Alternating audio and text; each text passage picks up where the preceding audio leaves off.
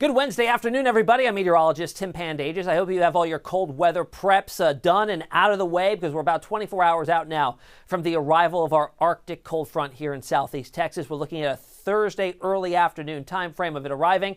I think we're dropping below freezing by as early as sunset and might not get above freezing until Saturday afternoon. Now, at our coldest, I think will be Friday morning. That's when actual air temperatures will be in the teens and low 20s. Factor in winds that'll be gusting 30 to 40 miles per hour, especially just after the front blows on through. So Friday morning, they'll likely be the strongest. That'll bring wind chills down into the single digits in most areas. So out ahead of it, National Weather Service has already put up watches. We're under a hard freeze watch for the entirety of southeast Texas. That goes into effect starting tomorrow afternoon, lasting all the way through Saturday morning. On top of that, with the winds making it feel close to zero at times in some spots, especially north of I-10, a wind chill watch is also up for our entire area. That's Thursday evening through Friday morning. And it's not just us. Almost all of Texas is under some sort of cold weather alert, and it stretches even far beyond the borders of the state of Texas. Look at this, all the way to the north. Wind chill warnings stretch from the Canadian border all the way down into portions of Oklahoma and Arkansas, and cold weather alerts all the way to the Gulf Coast. So this will be a widespread Arctic outbreak. Here's where the cold air is now. We've got below zero readings already through the Dakotas into Montana, and all of that air, although moderating some, will be surging south and into Texas within the next 24 hours. Here's how it plays out on models. There's that front by this evening at 8 o'clock. Look at the numbers tumbling behind it. Down below zero in Denver tonight and early by tomorrow morning. 8 degrees at Oklahoma City, already in the upper 20s by early in the morning in Dallas.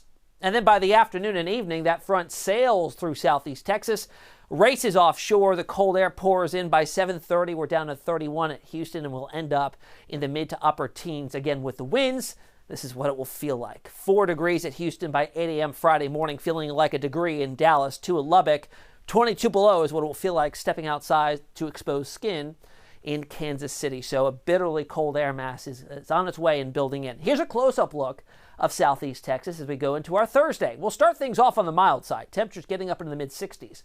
Normal for this time of the year, but it doesn't last. By 3 o'clock, here's the leading edge of that Arctic air building on in, already in the 30s at College Station and Huntsville, and those 30s cruise their way to the coastline by sunset. I think we're around or below freezing just after sunset. 33 at Houston, 29 at Brenham, over to Conroe.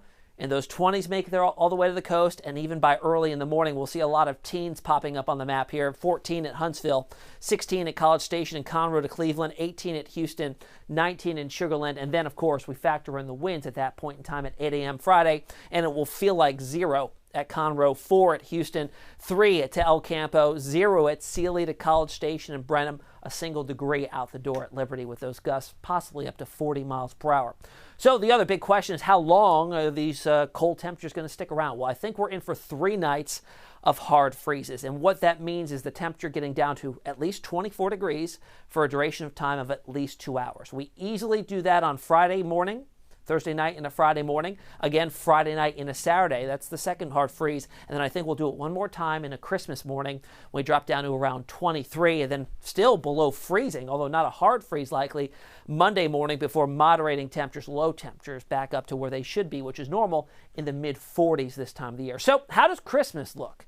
Well, Christmas Eve on Saturday, coming off a chilly, very cold start, 19. Our second hard freeze, 38 degrees for our afternoon high, so I do expect us to get above freezing. That could potentially be the first time above freezing from Thursday evening when we initially drop below it. Christmas Day on Sunday, 23 in the morning, 46 in the afternoon, and that could put us in the running for being the third coldest Christmas temperature on record if we hit that 23, and it will be the coldest since the late 1980s. So been a while since Christmas has been this chilly as what's forecast here in Houston for this coming weekend. All right, today also the first day of winter. Happy winter solstice, everybody. 58 today. And then by the weekend, again, very, very cold, but at least we're sunny and dry. So this cold is not accompanied by any wintry precipitation, which, as you remember, in 2021 did the Texas grid in. Not this time around, though. Back into the 50s by the early parts of next week.